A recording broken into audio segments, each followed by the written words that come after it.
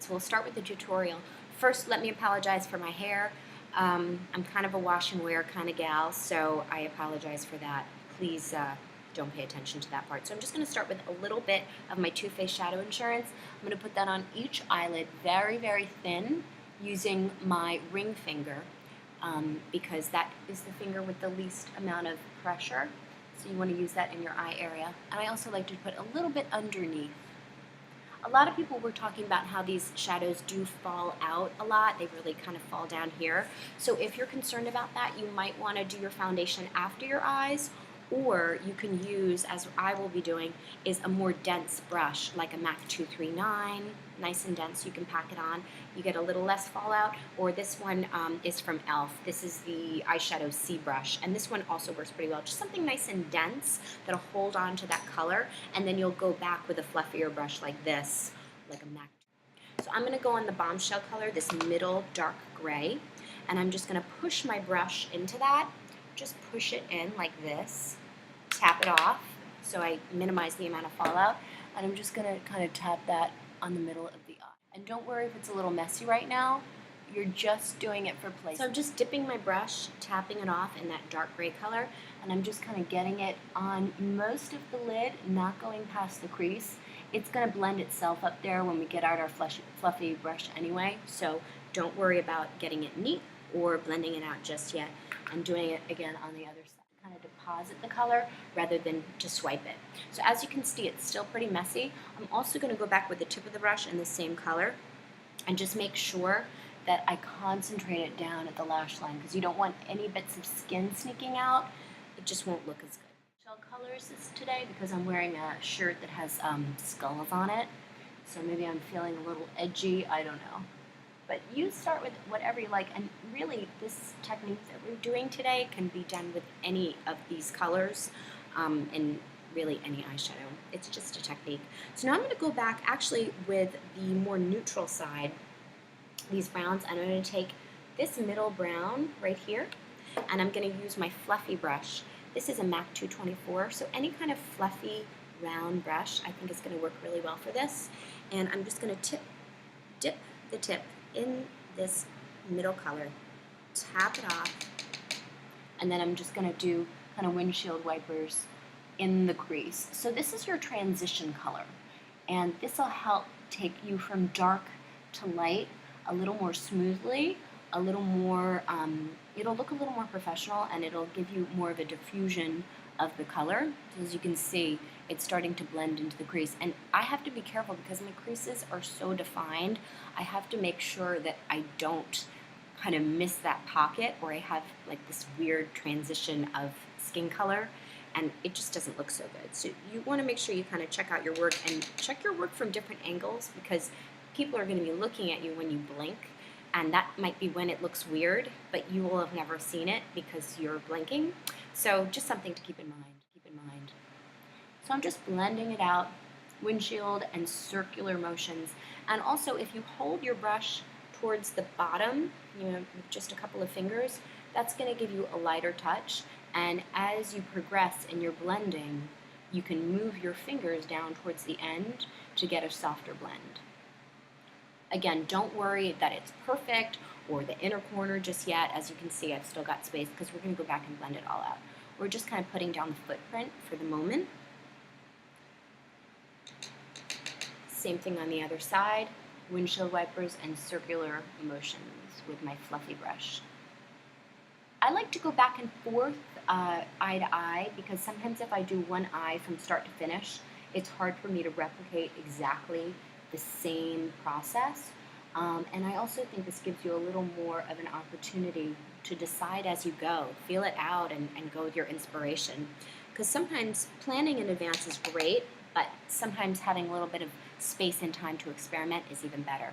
So I'm just blending it out with this brown.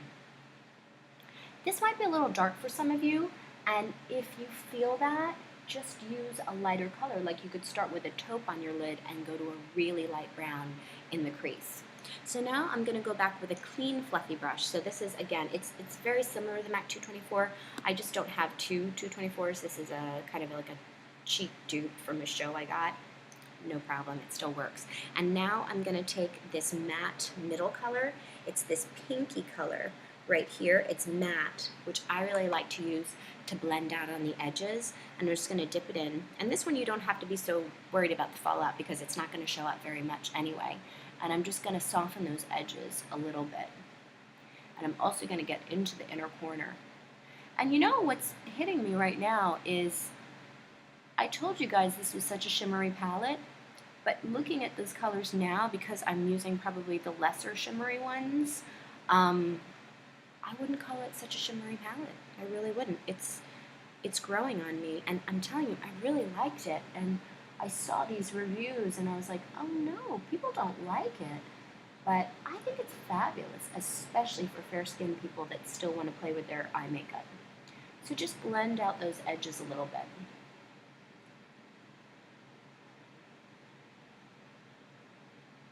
Until you have no shadow left on your brush, and then blend more.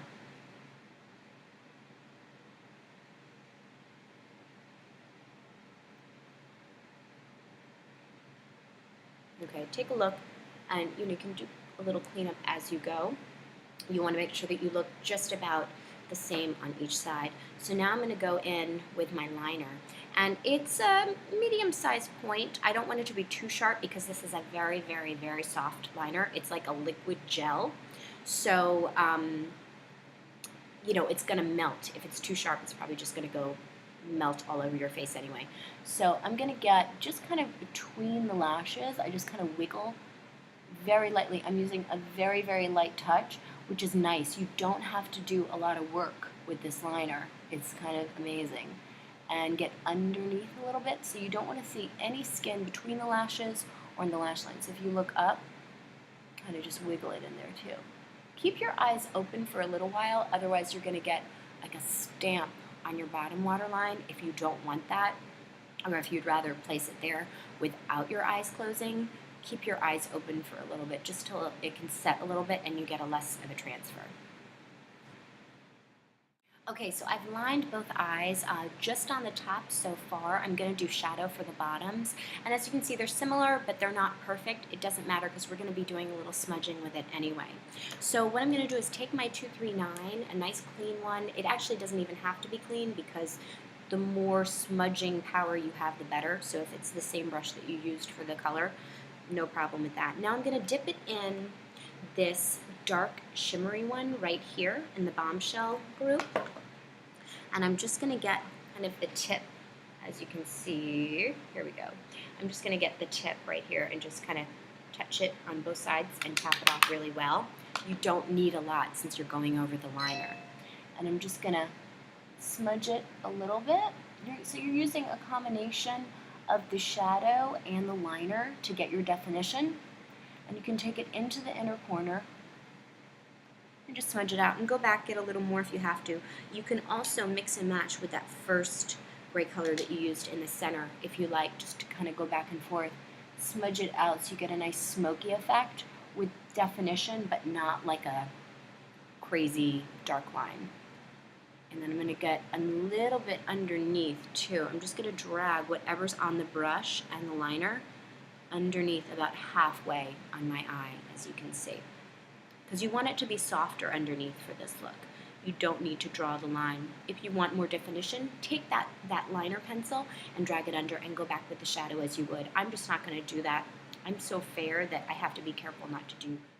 And I'm just taking it out a little bit in this outer corner with this 239 and underneath between the lashes, smoking it out. And then I'm going to go back with that fluffy brush and take this kind of sharp edge and soften it in. So you're just going to be blending and smudging and blending and smudging and keep looking back and forth until you get the look that you desire. Sometimes these smoky looks take a little bit of time if you really want to smudge them properly and, until you're satisfied. So this might be a look to do when you have a little more time to get ready. And then invariably you're going to get a little fallout and a little smudge a little outside your border. All you have to do is take your finger, a little concealer, your foundation brush that you've already used, and just kind of clean it up. I'm just cleaning it up with my finger, and it seems to be doing it. Okay, so I'm gonna come back after I do my mascara. I've already curled my lashes because I like to curl them before I start my makeup. I find if I curl after I do my eyeliner or my eyeshadow, sometimes the crimping of the eyelash curler can mess up your makeup and then you have to go back. So I just start with curled lashes and then I feel like it's just easier. Okay, so I'm back. So what I did is I just blended a little bit, same technique, windshield wipers and back and forth with just a fluffy brush, really just whatever product was left. I did a little bit of blush and a little bronzer just to give me a little color and just a pinky glossy lipstick because most of the attention should be on your eyes and I didn't want to compete or make myself look clown. Good to go. Anyway, if you guys have any other questions or you have any requests for tutorials that you'd like to see, I would love to hear from you. Let me know. And again, I think this is a great palette. I think some of the reviews really didn't do it justice. All I know is when I was shopping, I saw this palette and I had to have it. And when I brought it home, I could not wait to use it. I could not wait to try it out on others and myself. And I feel like, shouldn't that be what makeup's about? It should be exciting to use it. You should wake up in the morning and be like, I can't wait to use my new makeup, you know? I mean, why else would you buy makeup? It's supposed to be fun. You don't buy it because you need it. You buy it because you love it and you want it. Anyway, so I hope you guys have a great day, and thanks so much for watching. Bye-bye.